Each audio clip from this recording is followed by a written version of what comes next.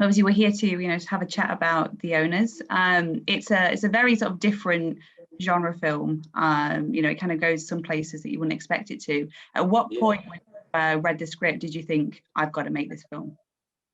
Well, yes, I mean, I think when I got a third of the way through it, suddenly it changed course from something that I thought, yes, that's the kind of thing I'd be cast in, something I thought, wow, no, this is fun. I'm going to have fun with this. So yeah. Also, I mean, the chance of working with a French director was also very exciting. I like to work with people from other genres, other countries, other continents. Yeah, I mean, was there, you know, there wasn't any issue then with the language barrier at all? Listen, I'm from Scotland. There's never any issue with, you know, Billy Connolly and I are mates. Bleep, bleep, bleep. Fair enough. I mean, Richard is he's a very complex character and a very different character to what you typically see within the age demographic. You know, was it quite nice to, you know, read a script and see, you know, such a complex and sort of morally questionable character for somebody, you know, of this age? Yes, it was. I mean, that's the terrible thing, isn't it? I mean, we all love to play villains, and oh, I've given it away really. But it also, the thing about it, which also is, I didn't realize it until I was actually doing it. It's a love story. I mean, I would be fun to sell it as The Owners, a love story, because it's about the love of this doctor, this character, my character, for his wife who's sadly got dementia, and he needs to hang on to her, and he'll do everything to stimulate her and keep her with him as long as he can. It turns out that what stimulates her is not very nice. Yeah, and I mean, there's been a few films in recent years that have dealt with mental health and issues like dementia and things, particularly within the horror genre and the, you know, the psychological thriller genre. What do you think it is about this space that, you know, makes it such a good place to tell these stories? Well, because I suppose mental illness is in many ways frightening. I mean, you know, so far we haven't actually focused on it honestly and over the years, and therefore it's something people are frightened of. So it's an easy door to open to, you know, to frighten people. I mean, when my mother was mentally ill, and her sisters or aunts would not talk about it. I mean, they would not in any way talk about it. It was hidden. I mean, thank goodness now it is now at least being discussed, mental illness, and, you know, more focus has been put on it, and hopefully more help. Not enough yet, no, by any means enough help has been given to the mentally ill, but because it, and I think the more we open up to it and understand it, the less frightening it will be. Definitely. I mean, the film does have a lot of like really intense moments. You know, it's basically one big hostile hostage situation played from different perspectives. You know, as a cast and a crew, how do you guys sort of alleviate that tension? Because I imagine you can't live like that for the whole shoot, because, you know, it would just be emotionally exhausting. You put your finger on the button, really, because what Rita Tushingham, who's from Liverpool, has got the most amazing sense of humor. She is hilariously funny.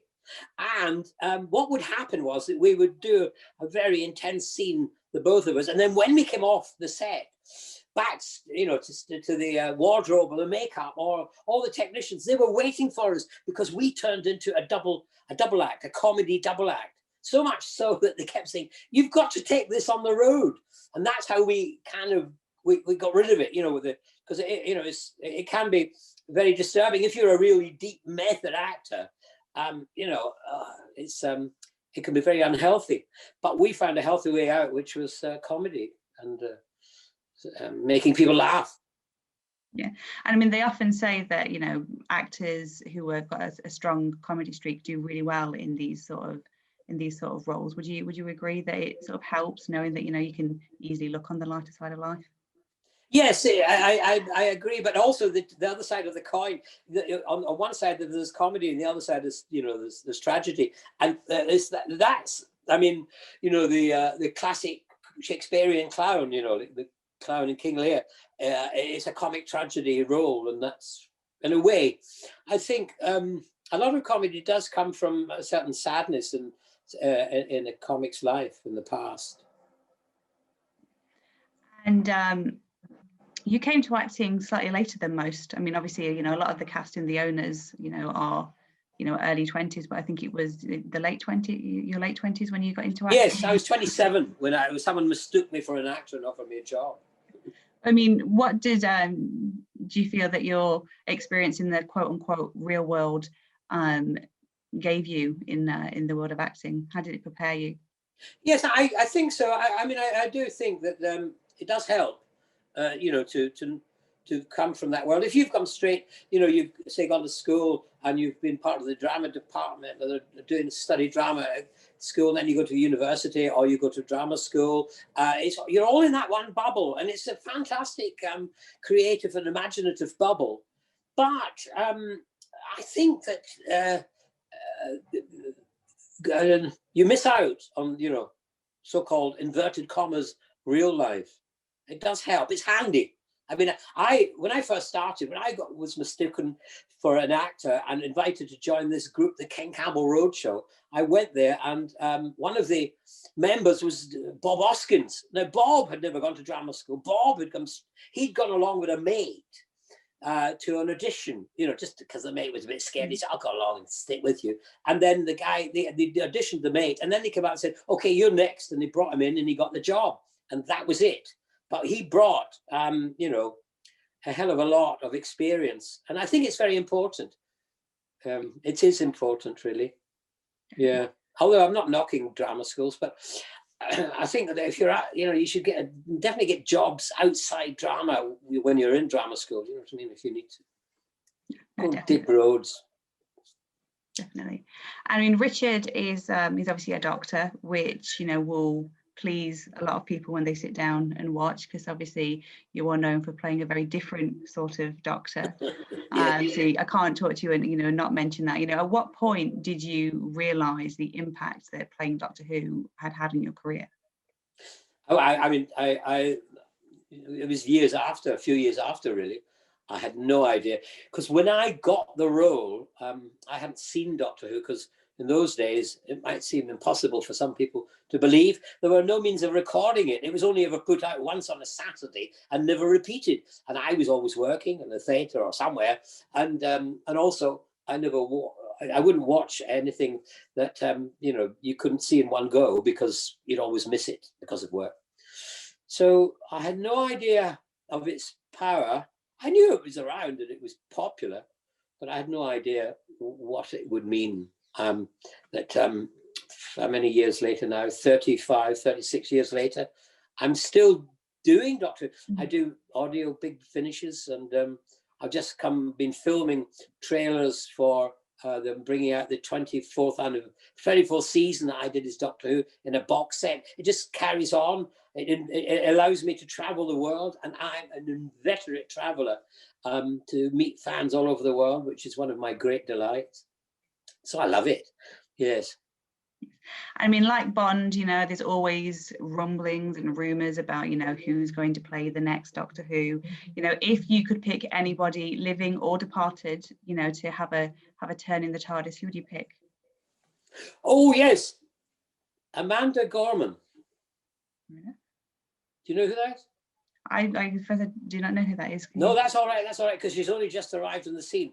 She is this beautiful, stunning Black American girl poet who read the poem at the inauguration of the new president, and she is, oh my God, she's blown me away. You should look up that bit and listen to her poem. This 22-year-old girl, descended from a slave, brought up by a single mum, is standing on one of the greatest stages of the world and just conquers it. And she wants to be the president, but I think she should be the next Doctor Who. Fair enough. We'll have to get in touch with her and let her know. Yeah, no, I mean, she's, I'm utterly besotted with her. I've fallen totally in love with her. And it was only, is it yesterday or the day before, with the inauguration? And I just couldn't believe Amanda Gorman. I'm sure it's Amanda, but Gorman, definitely. Yeah. I mean, I must be honest, I've not really had much time to catch up, and I've got a no, sorry. I have a 2-year-old running around, so yeah, no, and a lot. I mean, I'm a politics geek. I mean, if there's anything to do with people voting for an election, I'm tuned in all night long. That's my geekdom.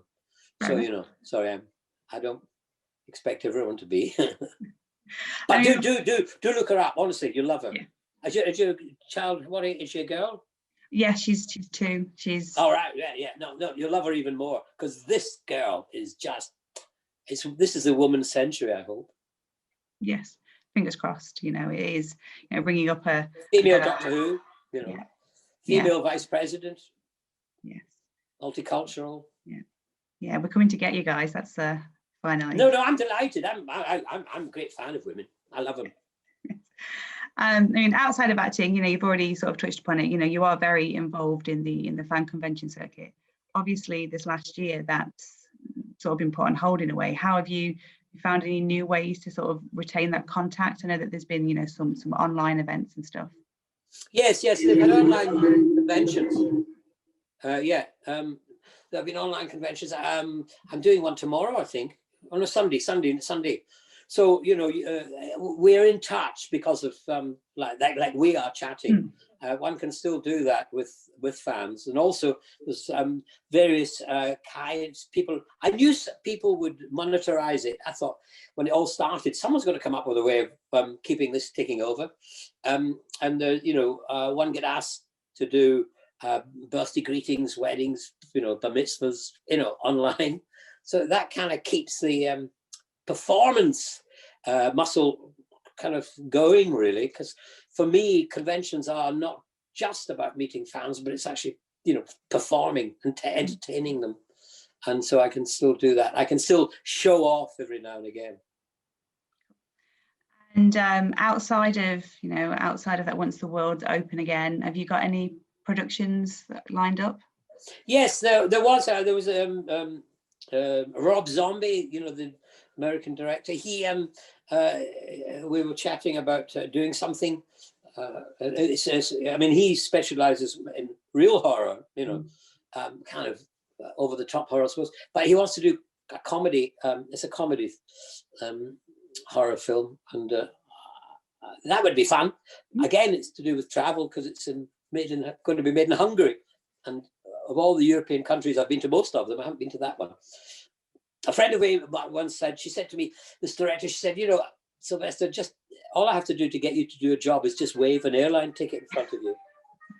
But sadly, if you could wave all the airline tickets you've got, I can't travel anywhere. I can only travel on this. Yeah.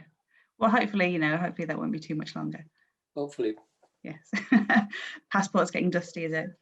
Oh, yeah. Keep looking at it, making sure it's still got 6 months ahead.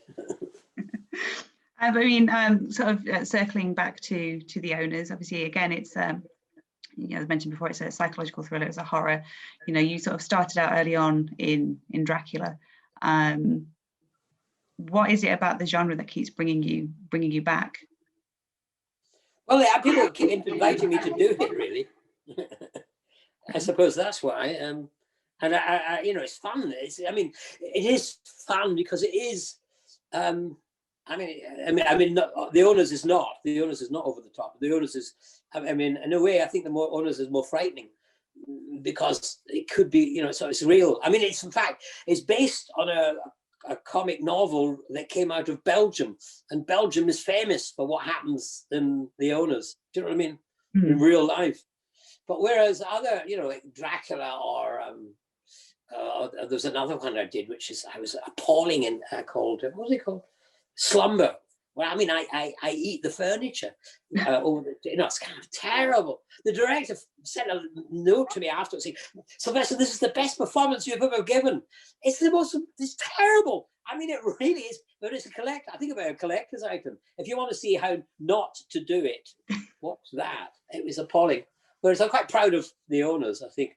I'm quite proud of that. I had actually played. I went along to play Renfield in that first Dracula. I was dead right for it. Skinny, neurotic, but they, being Hollywood, they went for a gargoylian one. They went, for Igorish type. Totally wrong. But they liked me at the interview, so they gave me that part. Just as a. But then I played Dracula on stage.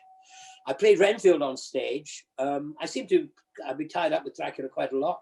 Did a musical with Dracula. I think, I don't know really, maybe I've got a horror look about me. And I mean, I guess my final question would be, when people sit at home to, to watch the Owners, what do you hope that they take from that experience? I want them to kind of be unexpected, mystified and surprised.